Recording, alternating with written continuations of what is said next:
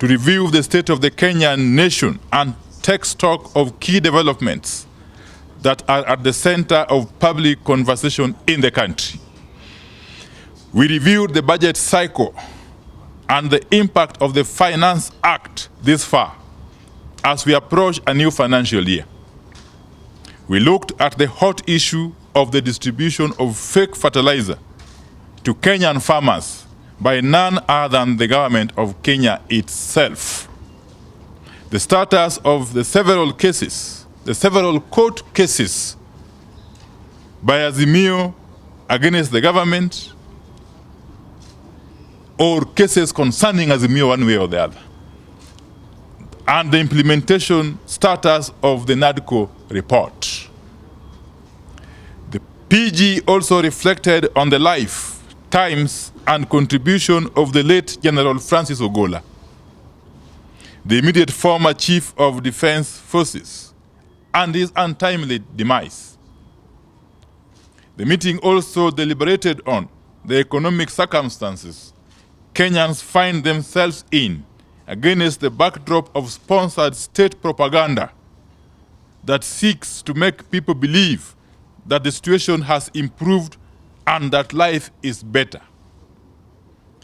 Kenyans need to know that as of today, Azimio has over 20 cases against the state that are at various stages in the slow justice system. Some of the cases include the Azimio la Umoja Coalition Party versus the President of Kenya and others. The High Court petition challenging the decision of the President to establish a commission of inquiry, called the Commission of Inquiry into the Shakahola tragedy. There is the Azimio la Umoja One Kenya Coalition Party versus Japheth Koome and two others.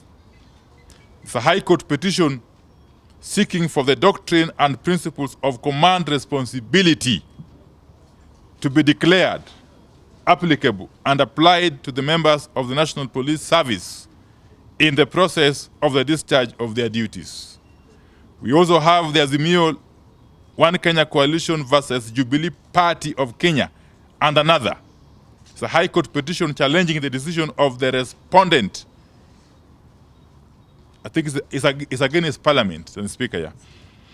It's a petition challenging the decision of the respondent in recognizing the interested party, which is Jubilee, as a parliamentary party, while it is still part and parcel of the petitioners' coalition. That's Azimio. There's also the National Assembly and another versus Okia Omtata and others. This is a Court of Appeal matter challenging the housing levy. The matter is set for hearing, and the date is yet to be issued by the court. The other case is that of Kenneth Njagi and others versus Kenya Kwanza Party or Coalition and others.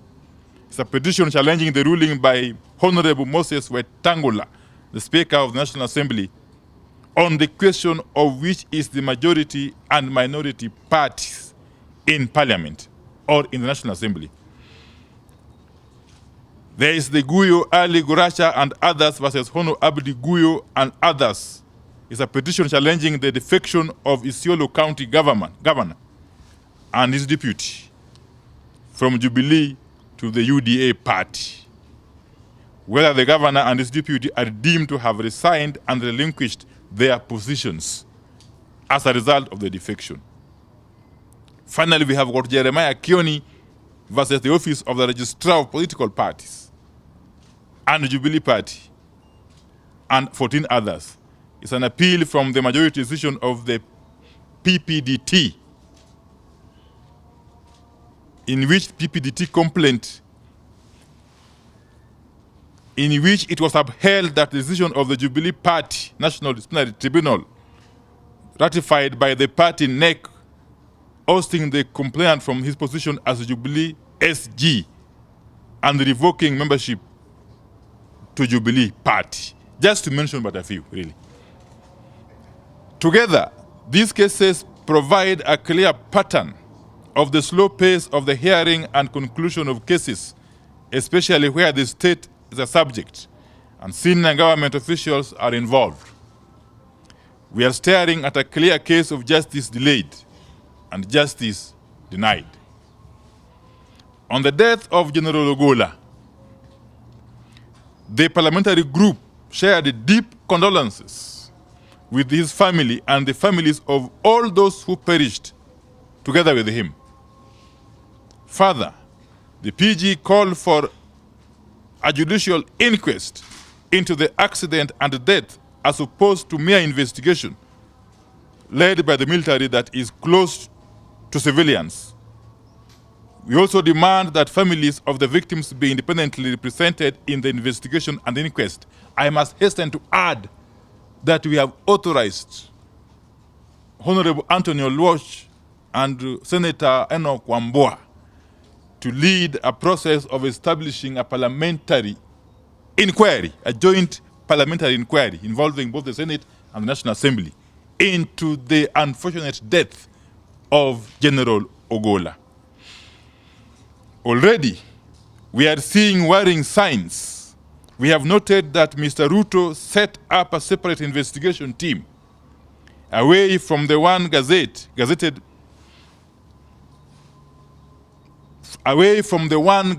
by its Cabinet Secretary Kipchumba Murkomen in the Gazette notice dated 8th April 2024. On the economic circumstances, the PG takes the position that life remains unbearable for a greater majority of Kenyans, contrary to state-sponsored propaganda. The cost of goods has come down. Kenyans are still struggling to put food on the table, pay school fees, access health care, pay house rent, and even bus fare. Kenyans are indeed worse off today than they were at this time last year and the year before. The PG therefore calls on the government to embark on steps that will drastically lower the cost of basic goods.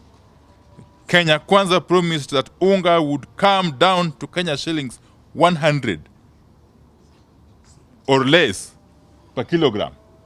Immediately the regime assumed power. We need that promise fulfilled.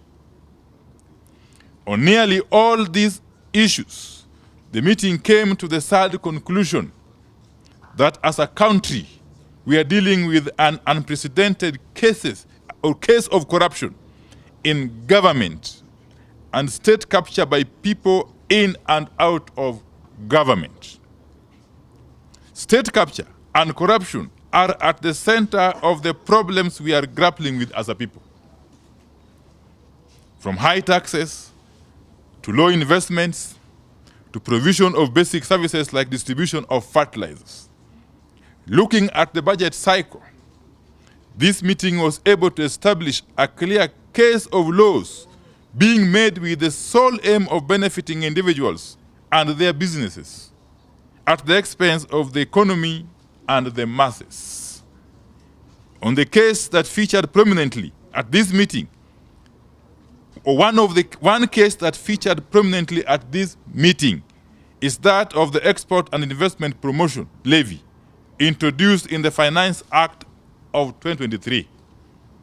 As we warned, together with the Kenya Association of Manufacturers, this levy is killing manufacturing in the country by giving preferential treatment to specific businesses whose owners have captured the apparatus of the state and are using it for personal gain in complete disregard of public good. The levy on imported goods like steel and clinker is creating monopolies in steel and cement manufacturing at the expense of the public. Rather than boost local production, the levy is killing the same.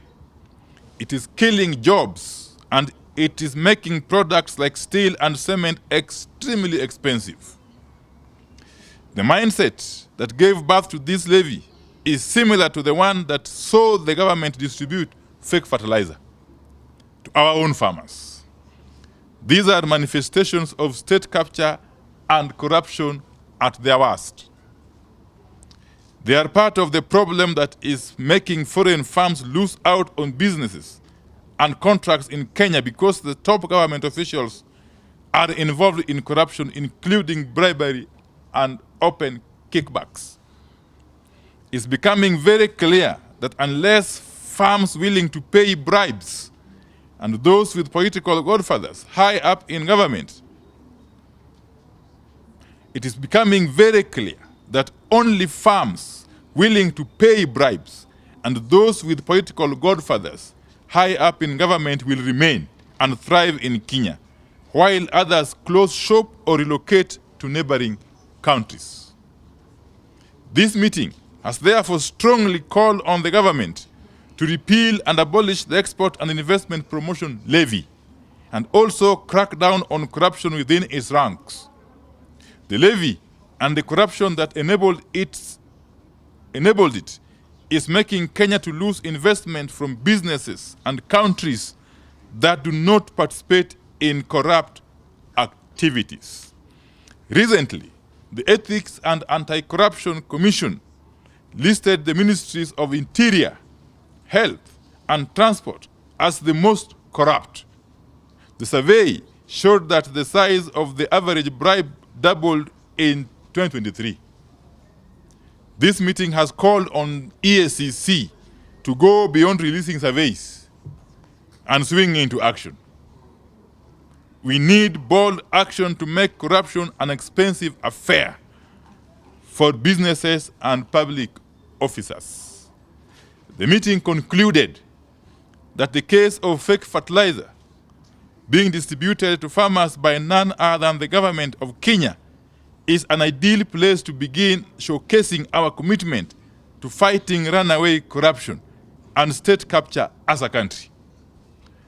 The case of fake fertilizer is, in our view, a case of economic sabotage and must be treated as such. In other words, heads must roll. This is the end of the statement. Yes. Thank you very much. Thank you very much, Honorable ladies and